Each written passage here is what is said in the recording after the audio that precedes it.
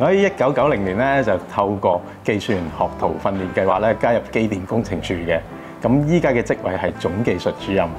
我係喺2022年透過見習工程師訓練計劃加入機電工程處。中學學到香港嘅電力供應，爸爸為我展示咗屋企嘅電箱。由嗰陣時開始，我對機電工程就產生咗興趣。我喺1984年2月27號加入機電處嘅，咁我嗰陣時咧就係都係學徒訓練計劃係入嚟嘅，咁我而家嘅職位咧就係電氣督察咯。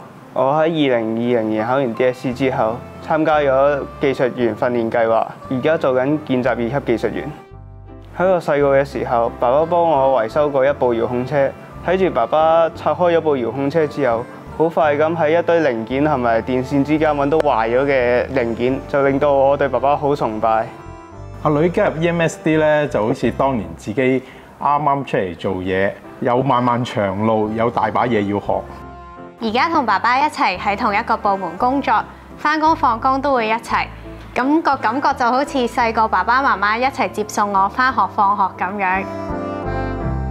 咁我好開心佢入咗嚟機電處呢個大家庭啦，多啲用心去學習啦，唔識就問多啲師傅，等師傅講解。你始終人有技術去到邊度咧，都可以做返一個好嘅崗位啦。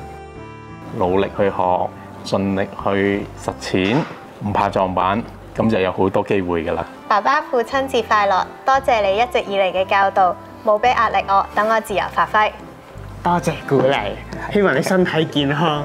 好啊！父親節快樂！好啊！好啊！